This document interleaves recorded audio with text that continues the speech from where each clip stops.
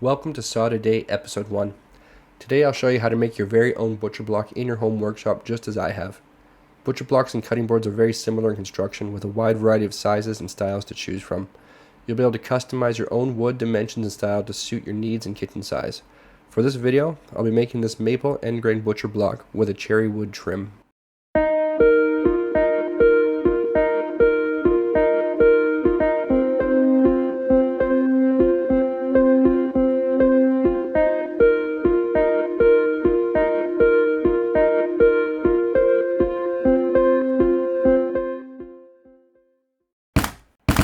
You're going to need clamps large enough to fit your full block or board, rulers and right angles, tight bond 2 or 3 for maximum waterproofing, butcher's block oil, I prefer mineral oil and beeswax, and a dead rag to apply it, a sander with fine and coarse grit sandpaper, safety gear for maximum safety, kitchen grade hardwood, typically maple, walnut or cherry, a table saw or at least a miter saw, a plan. Optionally, you can use a thickness planer. It'll save you time and money. And completely unnecessary, but for maximum epicness, a laser. Lastly, if you have a boyfriend or girlfriend, you'll want a shop vac. Make a plan with your desired specifications. My friend asked me to make him this board and gave me the following parameters. 23 by 14 inches, about 1.5 inches thick, end grain maple with a cherry wood inlay 1/2 inch from the outer edge, a juice groove on 3 sides, and a laser engraving of a knife wielding leprechaun. For this design, start with the easy measurements. Here that'd be the outer edge and cherry wood trim, as we know the exterior dimensions. Decide how many blocks you want for the long and short edges. I chose 3 per side, giving me 7.6 inch blocks on the long edges. Now you can look at your main cutting surface. With 1 inch off each side, I have the interior dimensions of 21 by 12 inches. We want to alternate the pattern, so I chose alternating rows of 3 and 4 blocks, giving us 7 inch and 5.25 inches. For style, I played around with the row of 4 and went with 2 5.5 inch blocks and 2 5 inch blocks. I originally planned for 16 rows to account for loss of wood in the planer. However, I was able to salvage more wood than I expected and cut it down to 13 rows. So my inner board required 18 7 inch blocks, 14 5 inch blocks, and 14 5.5 inch blocks. Keep in mind that these can be trimmed down in a later step or easily modified as we go along. I picked up some rough cut maple and cherry because I was using a planer. This wood is about 1/3 the cost of the finished equivalent. I'll explain later how to plane this wood using a table saw. Remember that you can always purchase the nicely finished wood, which will save you some time and hassle, but it'll cost extra. Some wood shops will also plane your wood for a small fee. You can see here the rough areas that need to be removed in order to get a close fit between pieces. When choosing your wood, look for something visually appealing, not warped, and avoid cracks and holes to the wood.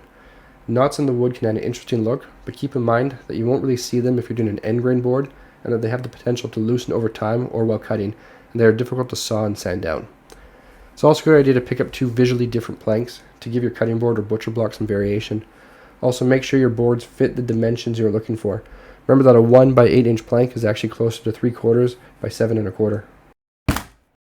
I first nailed a piece of scrap wood to a larger, flatter piece of scrap wood. This is to help me push large planks of wood to the table saw, which is super annoying. If you're using a planer, this is the time. Plane your wood on both sides to the thickness you want. If you're making an end grain butcher block like this one, the plane thickness is going to be the width of your blocks. You can have different thickness planks, but just make sure that each row of blocks is the same thickness. If you want to see more cool projects like this, take a second to like and subscribe. Leave a comment below for any projects you want to see happen in the future. Okay, let's start working on the actual board. Once your saw height is adjusted to just beyond the height of your wood, we're going to adjust the blade cutting space to the height you want your board. For us, that's going to be 1.5 inches shown here. After that, pull out your planks and start cutting.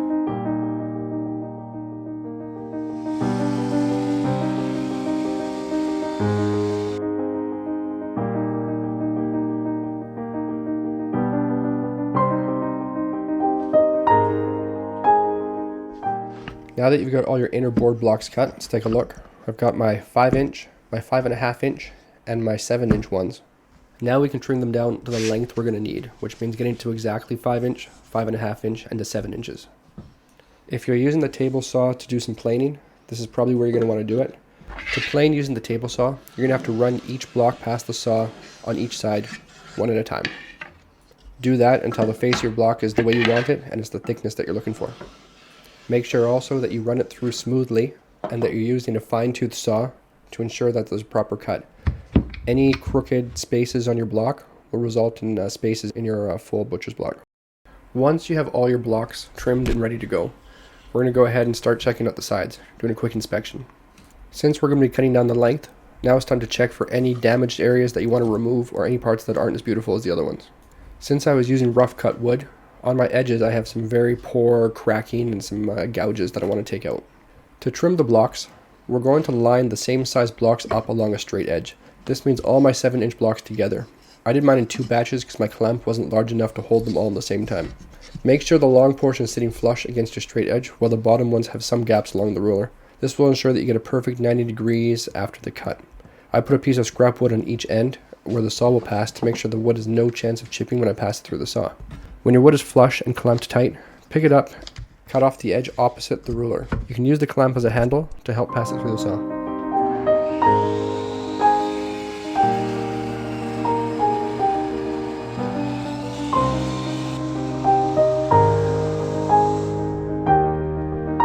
Once all of your blocks are cut, arrange them in the pattern you like best. I reversed every second block to create a flow between the grains in the wood.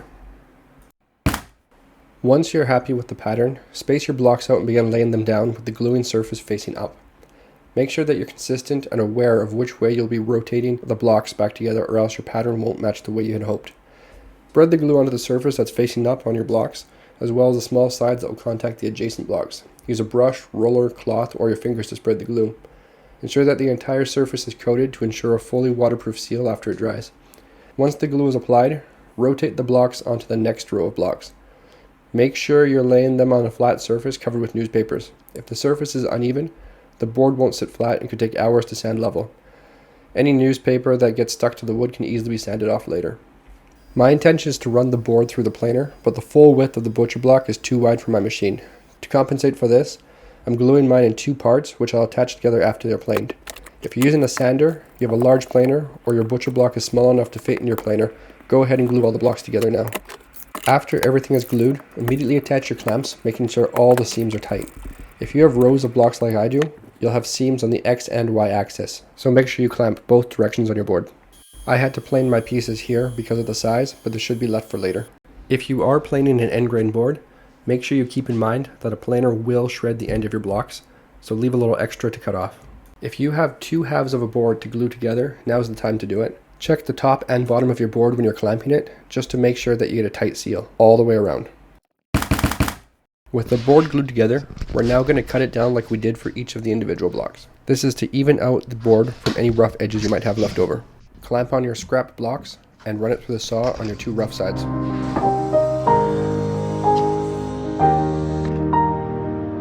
The scrap blocks will help you maintain perfect corners with no chipping. We're looking for a full contour of cherry wood, a 1/2 inch wide. Always leave a little extra to trim down later to ensure a smooth finish. 1/8 of an inch would be sufficient. Remember that to build a square, one corner is going to have to overlap the other, so count for that in your measurements. Make sure you also take new measurements just in case the dimensions are a little off. Now cut out your trim to your dimensions, going length, width, then height.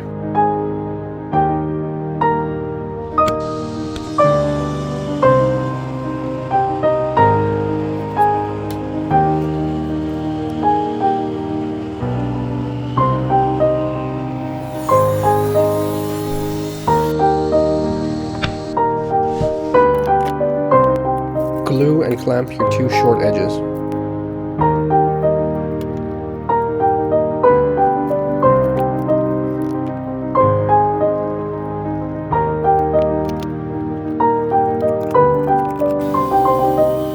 Trim down your long edges slightly, and finally, glue on your last pieces of cherry wood.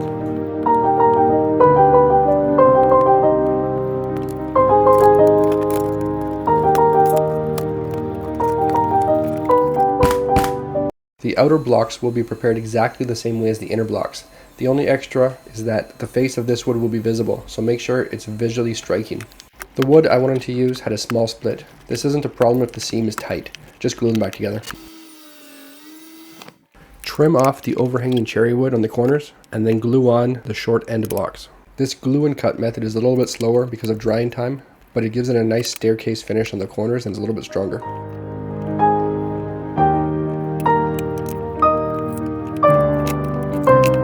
With the short edges glued on, you can now run the long edges through the table saw. And finally, glue on the last edges.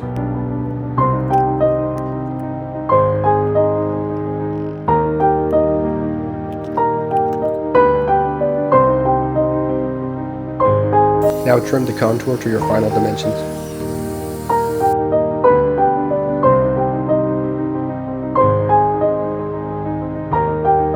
Now for the worst part, sand or plane it down until it's flat. Use a low grit sandpaper like 80. You're going to want to bevel the edges to both look nice and allow you to pick the butcher's block up off a flat surface. Angle your saw blade to 45 degrees and cut about a 1/4 inch off each edge, top and bottom. Check your surface to make sure that it sits flat. Sand down any portion that's uneven. If you'd like juice grooves, use a router with a 1/4 inch round bit. For this block, we'll be cutting grooves on 3 sides. Clamp a piece of wood to your butcher block and run the router along the edges smoothly. Be careful, because with a router, there's no Control-Alt-Z. Smooth your grooves out with 120 grit sandpaper. You can also use the round edge of sandpaper from a belt sander. It fits in quite nicely.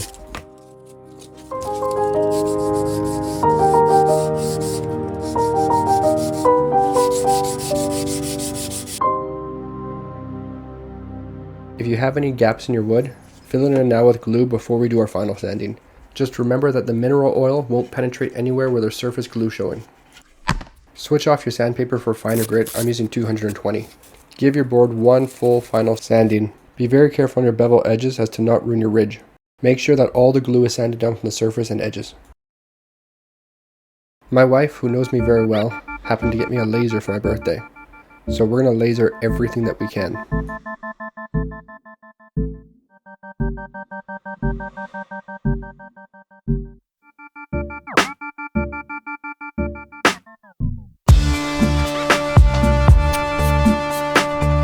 Okay, enough laser, let's finish this.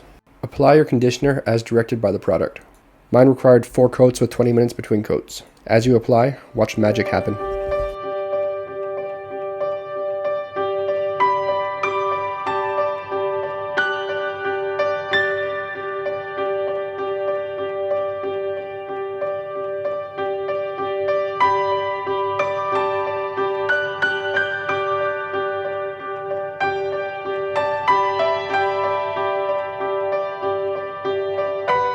I hope you enjoyed the video. There are many more projects coming your way. Please take the time to subscribe so you can follow this epic woodworking journey. I guess that's it. Let's saw today.